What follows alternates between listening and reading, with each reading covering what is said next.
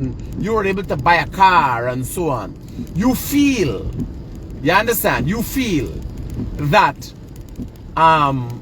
you know, you've been better off under this administration. It's not that you feel, it is a matter of fact.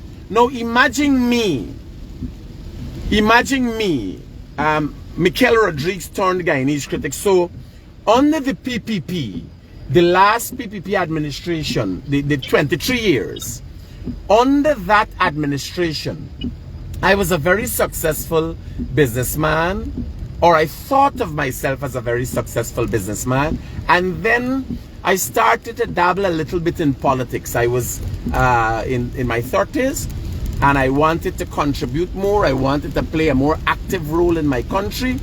I try a thing, and it did not work out. I was not accepted in the folds of the PPP for my outspoken ways. You following me?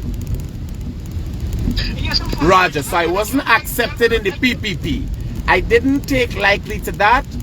I became affiliated, not joined, I became affiliated with the PNC in 2011, and I started to campaign for them.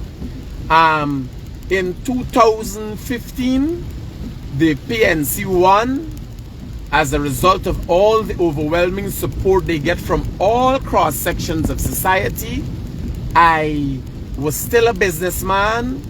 My business failed miserably in 2016 and 17, and I attributed that failure to the poor management, economic strategies and policy rollout of the PNC. That angered me. I took a position. I became the Guyanese Critic, and I took a stance. Right? Today,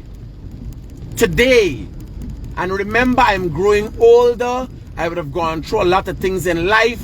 I would have gone through a divorce. I would have failed at many things and businesses. But today, I am older, more learned, and under a PPP administration, I am resoundingly successful because of what I see as the environment created. So I report stories. I am a journalist and have to cover stories, and then someone tells me in this story that, oh God, these people are no good. And while I'm listening to that person, I'm thinking in my mind, I wonder if it is them or if it is you. You understand?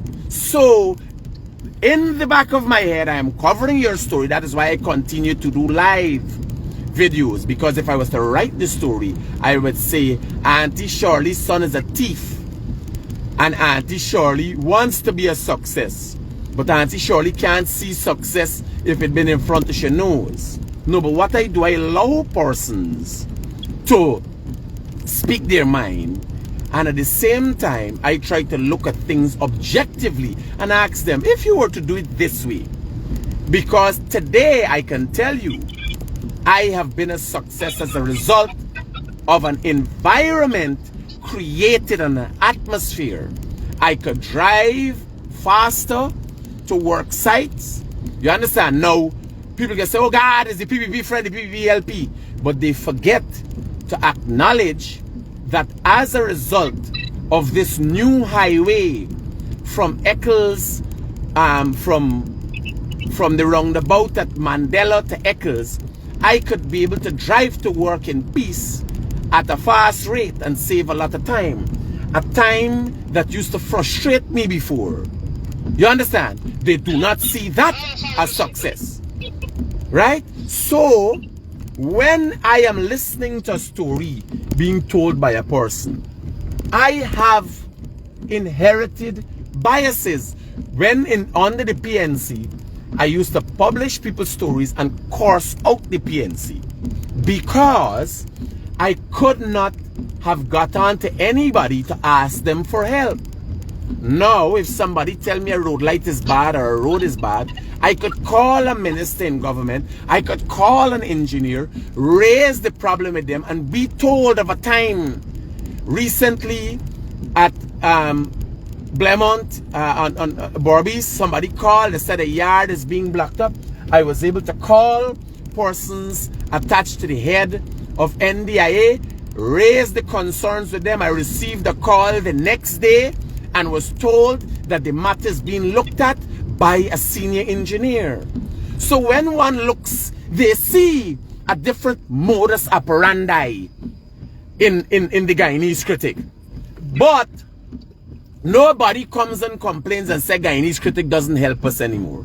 What happens is Guyanese Critic don't be cussing. I still post up the video with the shooting at Essequibo. Some people post up one video alone. I did an article showing both sides. You understand? Yes. So one has to look at that when you're going to speak about Barajagdio. You understand? In negative terms, I am reserved because I have an intimate understanding of Barajagdio. I understand Barajagdio. I stand there when Barajagdio speak to people and he asks them, what are you doing? You understand? How are you doing? How is your business going? I sit there when Barajagdio and Irfan Ali have discussions about development. I can't get to talk to the opposition leader. All I know is that the opposition leader is be cussing. The one time the opposition leader visited my studio for an interview, while I was speaking, his back was turned to me. How do you express your understanding, the development of your understanding? You understand? I might be looking at what Barajagdio does and don't agree with everything. And I say that clearly when I don't agree. But I have inherited biases because now you have an intimate understanding of the inner workings of an organization. I sat there. I campaigned for the PNC. And then I got nothing for it. Nobody called back and thanked me. Nobody asked me if I was okay. Nobody asked me if everything was all right with me. I never heard back from Harman. I never heard back from Granger. I never heard back from Mr. Rupnarain. You understand? You have to look for these people. They gone on to the success. You never hear from them. You have. I continually see a president. I see ministers. Some of them you don't get onto. You can't get onto some ministers via phone. Minister of Health you don't get onto. That is a matter of fact. But some you do get onto them. You understand? The Minister of Health you can't get onto. He for God. I don't know what reason you can't get onto. Or maybe specifically he doesn't want to answer me. And then I have to accept that fact. Because when I call with issues. And I am not by nature a person with much suave. I don't have a